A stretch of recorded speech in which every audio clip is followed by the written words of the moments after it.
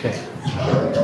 Buenos días, hermanos y hermanas. Dios les bendiga. Amén. Es un placer y un privilegio estar aquí otra vez con todos ustedes, porque alabar juntos a nuestro Señor es un privilegio y escuchar juntos de su palabra es algo muy bonito. Hemos pausamos algunas semanas con mensajes que tuvieron que ver con el nuevo año y cosas, pero hoy estamos siguiendo en 1 de Juan, en capítulo 2. Vamos a ver el final de capítulo 2, de 18 al final. Básicamente, como se ve en el título del mensaje, el punto de este pasaje es que debemos permanecer, es una palabra que se usa mucho en el libro, la carta 1 de Juan, permanecer en la verdad y en la justicia. La mayoría de los versículos hablan de la necesidad de permanecer en la verdad, evitando falsas doctrinas. Y al final habla también de permanecer en la justicia, o sea, en nuestras vidas, haciendo lo que es justo. Vamos a leer todo el pasaje primero y luego oremos pidiendo a Dios que nos ayude a entender su palabra. 1 de Juan 2, de 18 a 29, así dice la palabra del Señor. Hijitos, ya es el último tiempo, y según vosotros oísteis que el anticristo viene, así ahora han surgido muchos anticristos. Por esto conocemos que es el último tiempo. Salieron de nosotros, pero no eran de nosotros. Porque si hubiesen sido de nosotros, habrían permanecido con nosotros. Pero salieron para que se manifestase que no todos son de nosotros. Pero vosotros tenéis la unción del Santo y conocéis todas las cosas. No os he escrito como si ignoraseis la verdad, sino porque la conocéis, y porque ninguna mentira procede de la verdad. ¿Quién es el mentiroso? Sino el que niega que Jesús es el Cristo. Este es anticristo, el que niega al Padre y al Hijo. Todo aquel que niega al Hijo tampoco tiene al Padre. El que confiesa al Hijo tiene también al Padre. Lo que habéis oído desde el principio permanezca en vosotros. Si lo que habéis oído desde el principio permanece en vosotros, también vosotros permaneceréis en el Hijo y en el Padre. Y esta es la promesa que Él nos hizo, la vida eterna. Os he escrito esto sobre los que os engañan. Pero la unción que vosotros recibisteis de Él permanece en vosotros. Y no tenéis necesidad de que nadie os enseñe. Así como la unción misma os enseña todas las cosas, y es verdadera y no es mentira, según ella os ha enseñado, permaneced en Él. Y ahora, hijitos, permaneced en Él para que cuando se manifieste tengamos confianza, para que en su venida no nos alejemos de Él avergonzados. Si sabéis que Él es justo, sabed también que todo el que hace justicia es nacido de Él. Amén. Oremos. Dios, otra vez te damos gracias por este tiempo que nos has permitido, y te damos gracias por tu palabra, porque sabemos que no nos has dejado sin dirección, sin la verdad, que podemos conocerte más y más. Queremos vivir en comunión contigo, queremos aprender más de ti, y en este tiempo queremos aprender lo que tienes para nosotros en este pasaje. Entonces ayúdanos, por favor, a enfocarnos en lo que tu palabra nos dice, lo que tú nos dices por medio de tu palabra, y ponerlo en práctica. Guíanos, por favor. Te lo pedimos en el nombre de Jesús. Amén.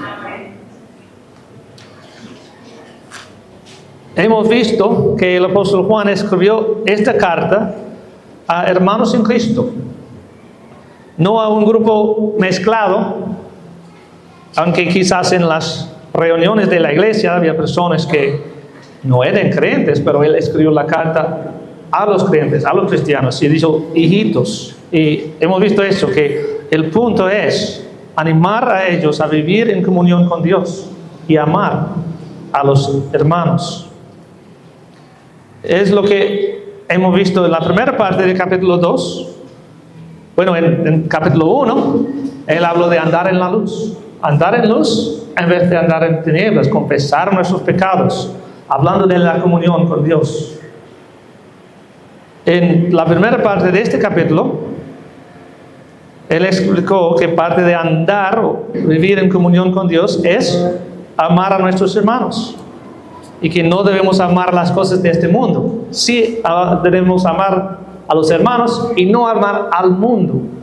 Y dijo, cuando habla de las cosas de este mundo, que estaba hablando de los deseos de la carne, los deseos de los ojos y la vanagloria de la vida, las influencias del mundo. No debemos amar las cosas de este mundo.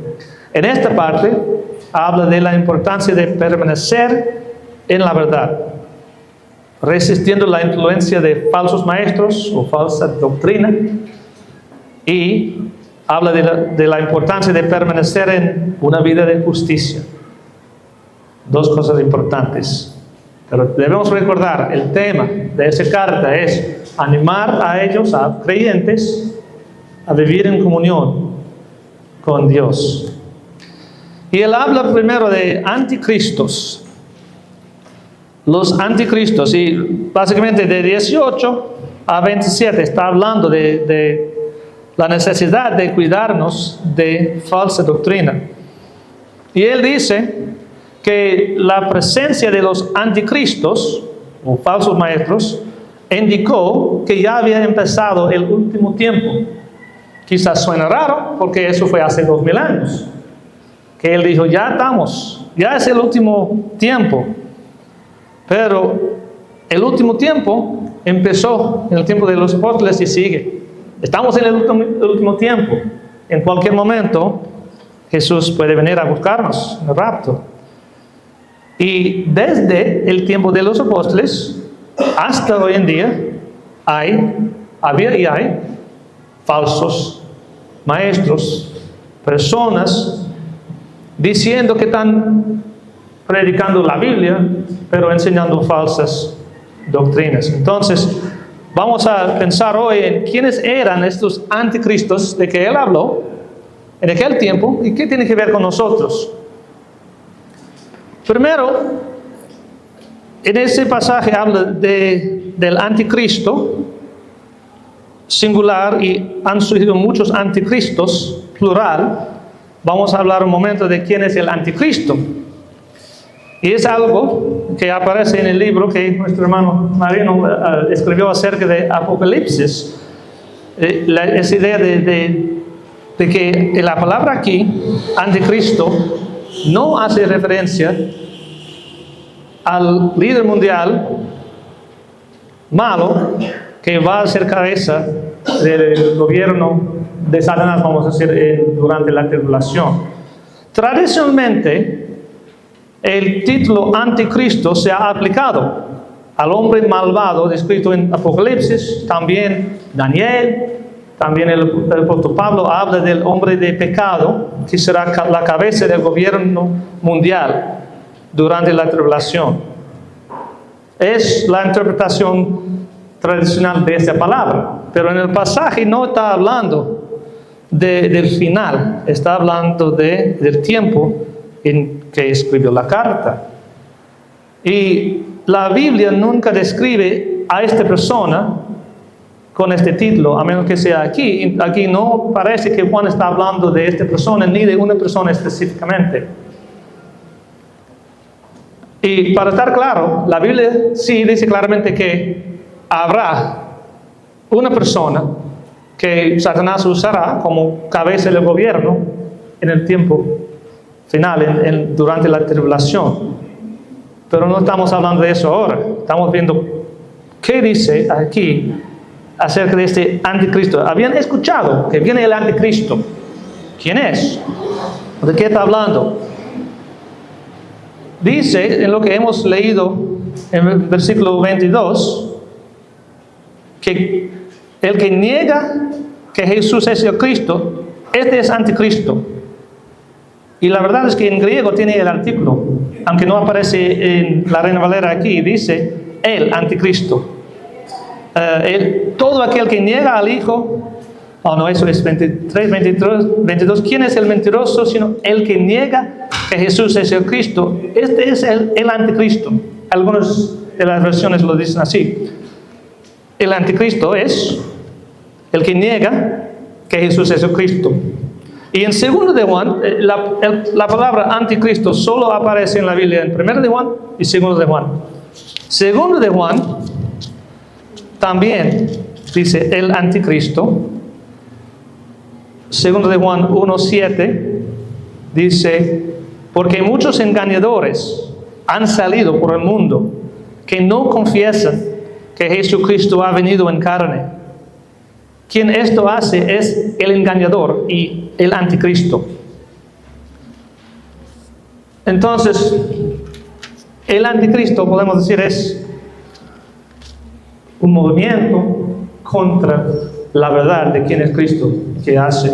Y puede ser que una persona sea un líder en ese movimiento, pero cualquier persona que niega que Jesús es el Cristo es anticristo. Y Juan está diciendo a ellos que tienen que cuidarse de eso, cuidarse de sus doctrinas. Y ya habían oído que eso iba a pasar. Y si pensamos en el libro de Hechos, hubo conflictos en las iglesias por falsas doctrinas. En las cartas de Pablo habla mucho de personas que salieron predicando cosas falsas. Juan habla de eso. Judas habla de eso. Donde fue el evangelio, siempre otras personas aparecieron predicando cosas falsas. Entonces, él dice que el anticristo es el que niega que Jesús es el Cristo. ¿De qué estamos hablando cuando decimos que Jesús es el Cristo? Para entender qué quiere decir la Biblia, cuando dice que Jesús es el Cristo o negar que Jesús es el Cristo, vamos a Juan 11. Juan 11, 25 a 27.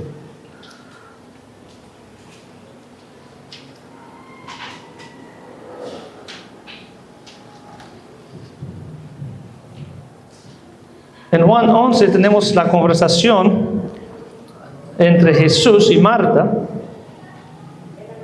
Jesús dijo, el 25, le dijo a Jesús, yo soy la resurrección y la vida. El que cree en mí, aunque esté muerto, vivirá. Y todo aquel que vive y cree en mí, no morirá eternamente. ¿Crees esto? Y 27, le dijo, sí, Señor, yo he creído que tú eres el Cristo, el Hijo de Dios, que has venido al mundo. Al final del Evangelio, Juan dijo que estas cosas, las señales que escribió, fueran escritos para que creáis, que creen que Jesús es el Cristo, el Hijo de Dios, y creyendo tengáis vida en su nombre. Aquí vemos una explicación de qué es creer que Él es el Cristo, que Él es el Salvador, el que garantiza la vida eterna y resurrección a todos los que creen en Él. No a los que tienen buenas obras, no a los que se esfuerzan, a todos los que creen en Él, porque Él dijo, el que cree en mí, aunque esté muerto, vivirá. ¿Crees esto? Y ella no dudó en decir que sí. Sí, yo creo. He creído, dice, que tú eres el Cristo. Entonces, hay muchas personas que usan el título Jesucristo sin creer que Jesús es el Cristo. En el sentido de que Cristo es el que garantiza la vida eterna y la resurrección física a todos los que creen en Él. Hay maneras de negar que Jesús es el Cristo, aun si las personas le llaman Jesucristo.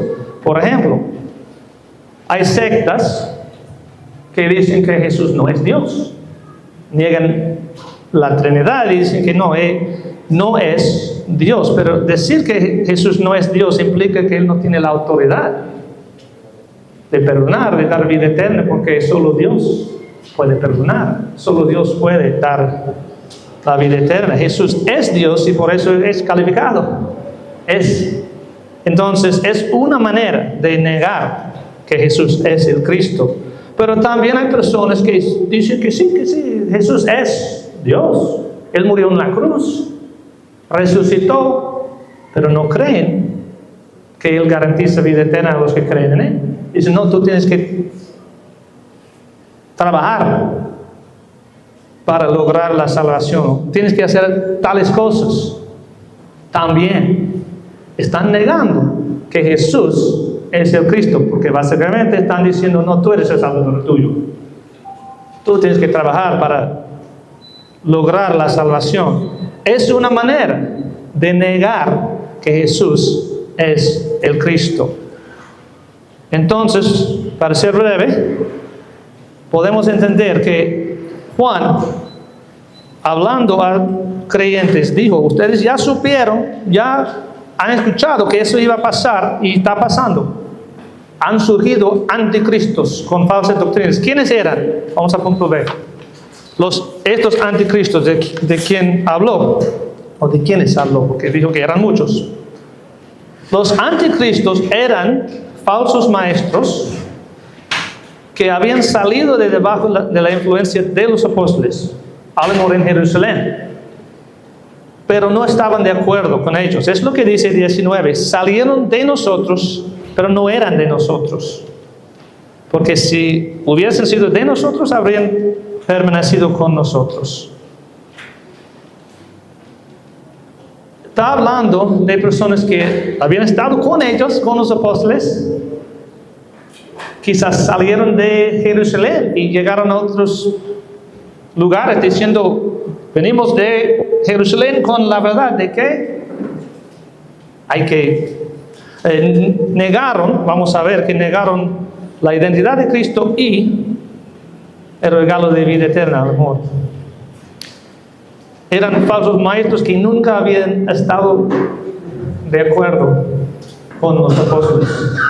Y una nota, no está aquí en la pantalla, pero este versículo no dice, que no dice que todos los cristianos permanecerán en la iglesia o en buenas obras. Porque he escuchado a personas usar este versículo para decir que si una persona sale y dice que era cristiano y que está viviendo como el mundo, que nunca fue creyente, un verdadero creyente, porque aquí dice, si hubieran sido de nosotros, habrían permanecido con nosotros. Pero no está hablando de una manera de ver si alguien es creyente o no. Está hablando de falsos maestros llevando falsa doctrina. Y que ellos estaban con los apóstoles, pero no eran de ellos. No estaban de acuerdo con la doctrina de la iglesia, que era la doctrina de Cristo. Entonces hay que tener cuidado, que es la manera en que usamos los versículos. Eso no está hablando de juzgar si fulano que está viviendo como el mundo, eso no es creyente. Si ha creído en Jesucristo es creyente. Si no ha creído en Jesucristo en el sentido bíblico no lo es. Pero no está hablando de eso, está hablando de los falsos maestros. Puede ser que estos anticristos fueron del mismo grupo o la misma doctrina de los que habló el apóstol Pablo en Gálatas, como los que quieren pervertir el evangelio. Brevemente vamos a ver qué dice en Gálatas 1 y 2, Gálatas 1:8, hace poco que ustedes escucharon mensajes en todo el libro de Gálatas. Gálatas 1:8.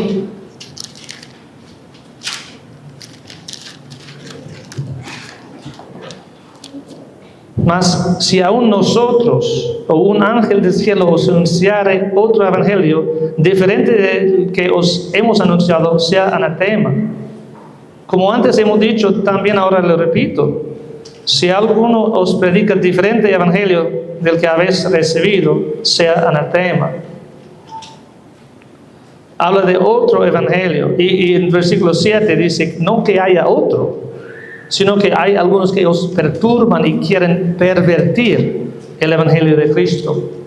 Y en la misma carta, Pablo dijo en 2:4, esto a pesar de falsos hermanos introducidos a escondidas que entraban para espiar nuestra libertad que tenemos en Cristo Jesús, para reducirnos a esclavitud. Quizás no eran las mismas personas, pero con la misma doctrina de que habló el apóstol Pablo también. No sabemos exactamente qué enseñaban estos falsos maestros de que habla Juan, pero dos cosas aparecen claramente: que negaban que Jesús era Dios en la carne.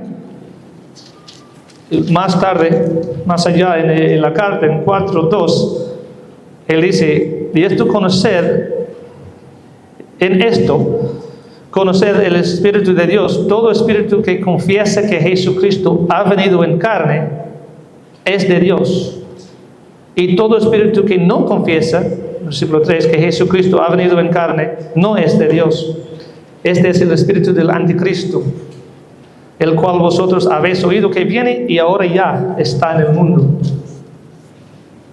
Podemos ver que esos anticristos estaban negaban que Jesús era Dios, que vino en la carne, negando su identidad. Pero también podemos ver aquí en el versículo 25 y 26 que cuestionaban o negaron el regalo de la vida eterna, porque Juan recuerda a ellos, esta es la promesa que Él nos hizo, la vida eterna.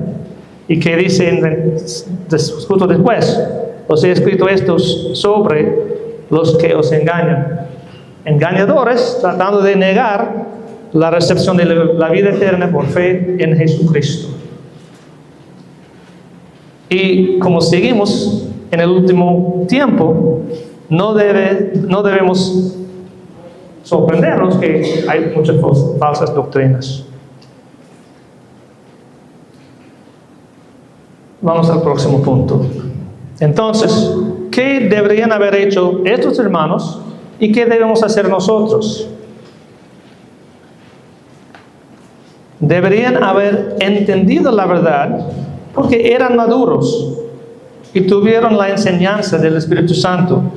Juan no escribió, aunque dice hijitos, no escribió la carta a nuevos creyentes que no entendieron la verdad bien, porque él dice, no, ustedes ya entienden. Ustedes saben la verdad. Y en versículo 20 habla de la unción del Santo. Está hablando del ministerio del Espíritu Santo, enseñando, guiando a ellos en la verdad. En 20, pero vosotros tenéis la unción del Santo y conocéis todas las cosas. No os he escrito como si ignoraseis la verdad, sino porque la conocéis y porque ninguna mentira procede de la verdad. La unción del Espíritu Santo tiene que ver con el hecho de que Él nos ayuda a entender la verdad. No es un sentimiento. A veces esa palabra se usa para hablar de un sentimiento, de la presencia del Espíritu de Dios. Pero no está hablando de eso, está hablando de saber la verdad. Y Jesús dijo que el Espíritu Santo iba a guiar a los discípulos en la verdad y nos guía en el sentido de que nos ayuda a entender lo que está en la palabra de Dios. No nos da nuevas revelaciones, nos recuerda y nos ayuda a entender lo que está en la palabra de Dios. Y Juan estaba hablando o escribió la carta a personas que ya habían entendido la verdad, tuvieron la enseñanza del Espíritu Santo y no deberían haber estado en peligro, vamos a decir, de desviarse. Pero ¿por qué escribió la carta? Porque aun cuando las personas son maduras en su fe, siempre existe un peligro de caer en falsas doctrinas. Si no fuera una posibilidad de que esos creyentes maduros cayeran en errores doctrinales, no habría mencionado eso. Pero es una posibilidad. Y él dice en 23 que como negaban al Hijo, tampoco tuvieran al Padre. Porque Jesús es el único Salvador. Es bien conocido, ¿verdad? Que Jesús mismo dijo: yo soy el camino, la verdad y la vida. Nadie viene al Padre sino por mí. Entonces, si uno no cree en Él, no tiene el Hijo ni el Padre. Es lo que dice en 23. Todo aquel que niega al Hijo tampoco tiene el Padre. El que confiesa al Hijo tiene también al Padre. Eso nos puede ayudar a pensar qué pasa con los religiosos en el mundo que no creen en Jesús. Por ejemplo, judíos, que son algunos de ellos muy estrictos en su religión. Creen en Dios, tratan de seguir sus leyes, pero si no creen en Jesús, no tienen ni el Hijo ni el Padre. Su obediencia, vamos a decir, a las leyes de Dios, nadie puede ser salvo por sus obras, porque la salvación es solo en Cristo. También podemos aplicarlo a personas en nuestro alrededor que dicen: no, yo no he recibido a Cristo, pero soy temeroso de Dios. Okay. Y entonces, ¿qué tiene la persona que no ha recibido a Cristo? No ha creído en Él, no cree su promesa personalmente, pero es temeroso de Dios. Trata de nunca hablar contra Dios y cosas así. Nada, no. Porque ser temeroso de Dios debe preparar a la persona a creer en eso, en Jesucristo. Podemos pensar brevemente en el ejemplo de Cornelio en Hechos. Él fue un hombre temeroso de Dios, creyó en el Dios de Israel, pero no había escuchado el Evangelio. ¿Y qué hizo Dios? Él aseguró que tuviera la oportunidad de escuchar el Evangelio de Jesús. Pedro llegó a él por revelación y le predicó el Evangelio. ¿Qué hizo Cornelio? Creyó de una vez. Estaba preparado.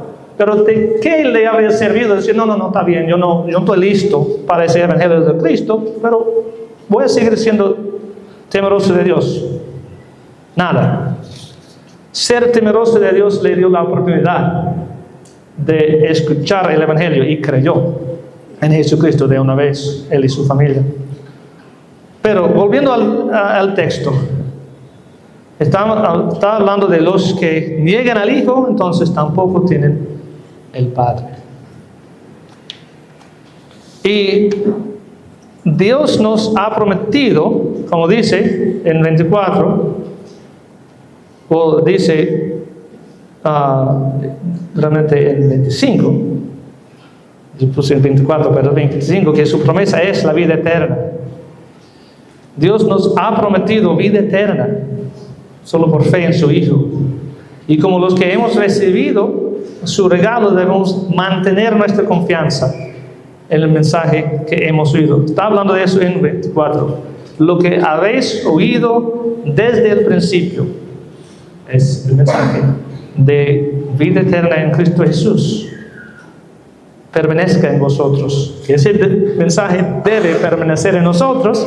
Si lo que habéis oído desde el principio permanece en vosotros, también vosotros permaneceréis en el Hijo y en el Padre. Está hablando de la necesidad de mantener nuestra confianza en la verdad para mantener comunión con el Padre y el Hijo.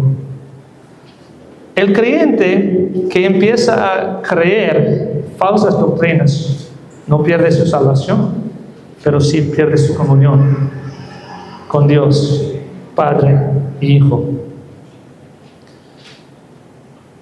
La promesa es la vida eterna. En versículo 27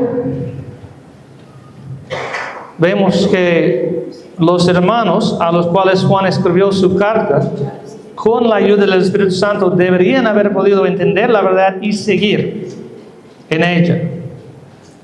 Dice, pero la unción que vosotros recibisteis de Él permanece en vosotros, y no tenéis necesidad de que nadie os enseñe.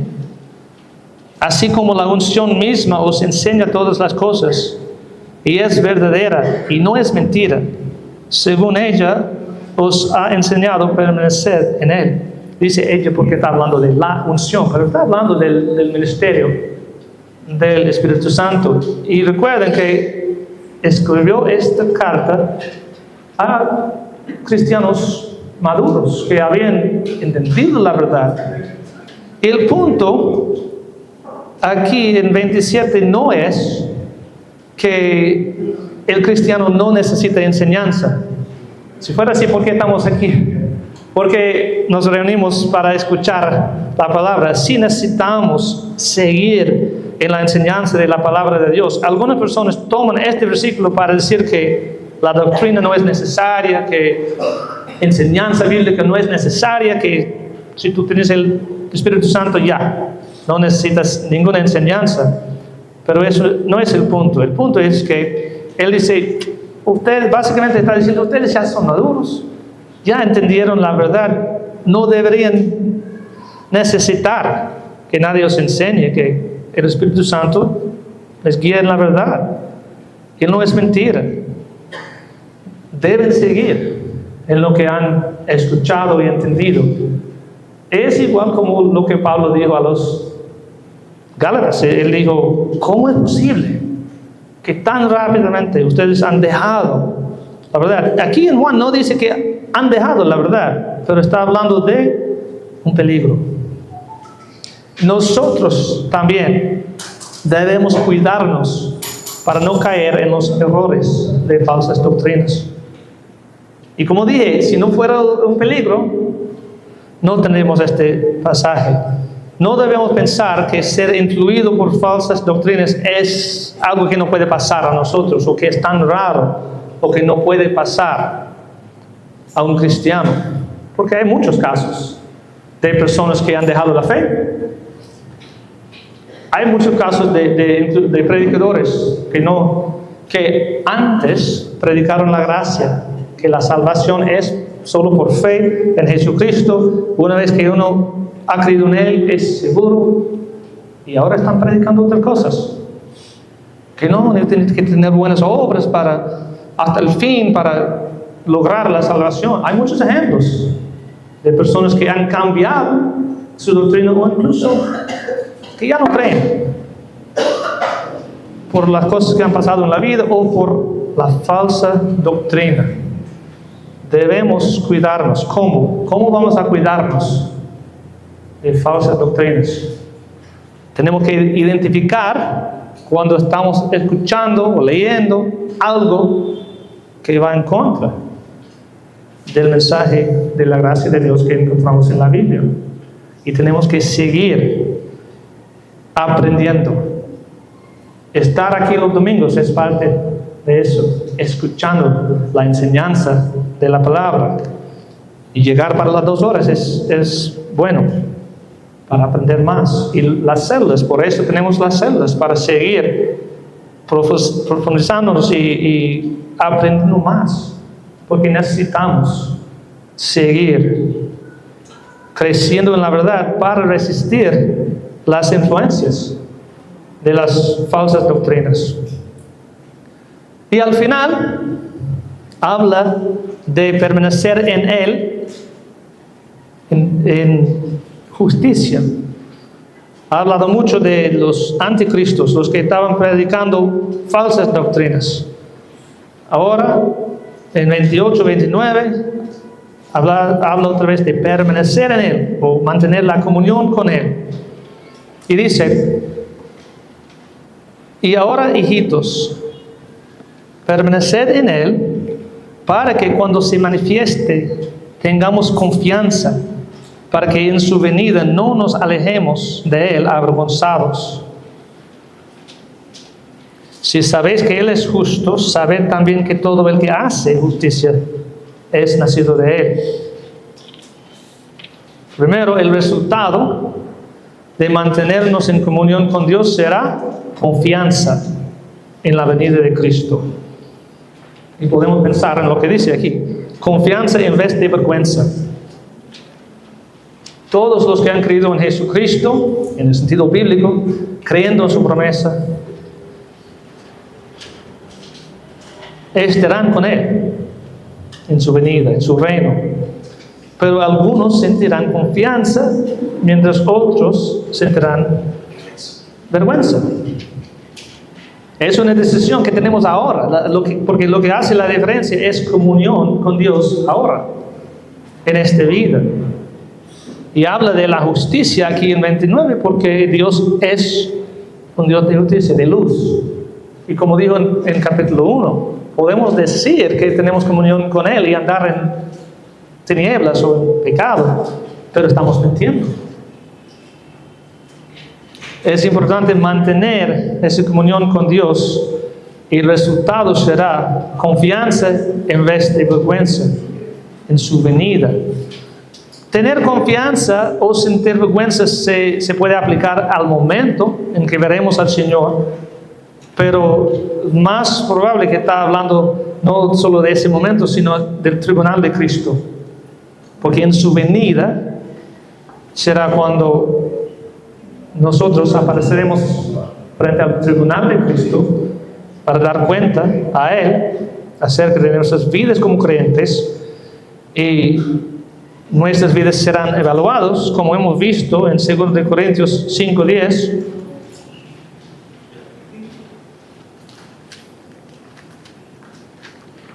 Segundo de Corintios 5:10 dice: porque es necesario que todos nosotros comparezcamos ante el tribunal de Cristo, para que cada uno reciba según lo que haya hecho mientras estaba en el cuerpo, sea bueno o sea malo.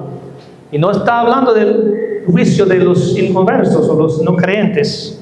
Eso es el apóstol Pablo hablando a creyentes acerca de lo que nos va a pasar a nosotros, creyentes, que apareceremos ante el tribunal de Cristo, o compareceremos para recibir, básicamente, recompensas o no. Y Juan está hablando de la misma cosa aquí, que nuestra comunión con Dios ahora determina nuestra experiencia en este tiempo, en la venida de Cristo, si vamos a estar avergonzados o tener confianza. Si queremos entonces estar en comunión con Dios, debemos andar en una vida de justicia, porque Dios es justo. Como dice en 1:5, ya mencioné esto, que Dios es luz. En esta misma carta, 1:5 dice: este es el mensaje que hemos oído de Él y os anunciamos. Dios es luz y no hay ninguna tinieblas en Él. Entonces, el último versículo, vamos a ver más en la carta, que él habla de manifestar, de los hijos de Dios se manifiesten cuando andan en justicia. Y es el punto que está introduciendo aquí. Si sabéis que Él, Dios, es justo, sabed también que todo el que hace justicia es nacido de Él. Solo los que han nacido de nuevo, nacido de Él, pueden hacer lo que verdaderamente es justicia. Los no creyentes pueden hacer muchas buenas obras, pero lo que Dios cuenta como justicia solo es posible para un hijo suyo. Pero no todos los hijos de Dios viven en justicia. No todos los hijos de Dios viven en justicia, pero ellos son los únicos que pueden hacerlo. ¿Por qué? Porque solo los que han nacido de nuevo tienen una nueva naturaleza que quiere obedecer a Dios. Solo los hijos de Dios tienen el Espíritu Santo morando en ellos, quien les da el poder para vivir en justicia. Tenemos el poder, tenemos la posibilidad de vivir en justicia, pero no es automático. Pero Dios es justo Y los que han nacido de Él pueden, y solo ellos pueden vivir en justicia. Y como vamos a ver más en la carta, los hijos de Dios justo se manifiesten, no solo se manifiesten como hijos suyos, cuando viven en una manera que le glorifica. Como dice Mateo 5. Mateo 5, Jesús mismo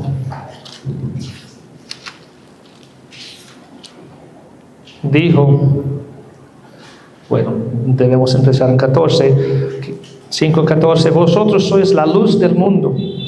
Una ciudad asentada sobre un monte no se puede esconder, ni se enciende una luz y se pone debajo de un almud, sino sobre el candelero, y alumbra a todos los que están en casa. Así alumbre vuestra luz delante de los hombres, para que vean vuestras buenas obras y glorifiquen a vuestro Padre que está en los cielos. Podemos ser creyentes que no manifestamos quiénes somos. Si no estamos en comunión con Dios, viviendo en justicia, no estamos mostrando o manifestando lo que somos o quiénes somos, porque nuestro Padre es justo y Él quiere que sus hijos anden en justicia para manifestarse, para ser luz a este mundo. Y entonces, si pensamos en lo que dije acerca de mantener la buena doctrina, ¿cómo vamos a hacerlo? Necesitamos enseñanza, necesitamos ponernos a estudiar y meditar en la palabra. Lo mismo podemos decir si pensamos en cómo vamos a seguir en comunión con Dios, permaneciendo en Él, viviendo en justicia para mostrar al mundo que somos hijos de Dios. Necesitamos decidir primero qué es lo que vamos a hacer, y necesitamos seguir pidiendo a Él que nos ayude, clamando a Él, dependiendo de Él, y siguiendo en comunión con los hermanos, en la enseñanza de la palabra. Necesitamos la ayuda de los otros, necesitamos la enseñanza de la palabra de Dios. Y siempre tenemos, es una decisión que hacemos en un momento. Voy a seguir a Cristo, he creído en Él y voy a glorificarle en mi vida, pero también es una decisión que tenemos que hacer todos los días. Porque el hecho de que cuando yo era joven decidí que yo iba a seguir a Cristo no evita las tentaciones hoy o mañana. Todos los días tenemos que seguir en comunión con Dios, dependiendo de Él y andando en su espíritu para mantener esa comunión. Siempre habrá el peligro de caer en falsas doctrinas, siempre habrá el peligro de desviarnos en nuestra manera de vivir, aunque creamos la verdad, pero así no manifestamos al mundo quiénes somos. Yo estaba pensando esta misma mañana, pensando en los amigos que tuve cuando era muchacho y pasé algunos años no andando con Dios, fuera de comunión con Dios, y mis amigos supieron que yo creí en la Biblia. Yo dije, no, yo soy cristiano, yo creo en Jesús, yo creo que la Biblia es verdad. Y me preguntaron a veces, entonces, ¿por qué estás haciendo lo que estás haciendo? No, un día yo voy a arreglar todo con Dios. Pero ¿qué pasó? No tuve ninguna influencia o ninguna buena influencia en sus vidas. Aunque a veces yo dije, no, la Biblia es verdad, yo creo en Jesús y yo sé que lo que estoy haciendo ahora no es lo correcto y un día lo voy a arreglar. Aunque dije que Jesús es el Salvador, la Biblia es verdad, yo no tuve ninguna influencia en sus vidas porque no estaba manifestando nada de quién fui, quién soy. Entonces, para manifestar, para ser luz en este mundo, tenemos que vivir en justicia, comunión con Dios. Oremos. Dios, te damos gracias por tu palabra. Otra vez esta mañana, gracias por la verdad de tu palabra. Gracias por la enseñanza del Espíritu Santo. Gracias que siempre nos cuides, nos enseñas, nos ayudes. Queremos glorificarte en nuestras vidas. Ayúdanos porque somos débiles. Ayúdanos a glorificarte en nuestras vidas todos los días porque has hecho todo por nosotros. Gracias por Jesús, el Cristo, que vino a este mundo, que pagó el precio por nuestros pecados, que nos ha dado vida eterna gratuitamente por fe en Él. Gracias por la seguridad que tenemos en Él y ayúdanos a vivir en una manera que muestra al mundo la fe que tenemos, la confianza que tenemos en ti. Gracias te damos en el nombre de Jesús, te lo pedimos. Amén. Amén.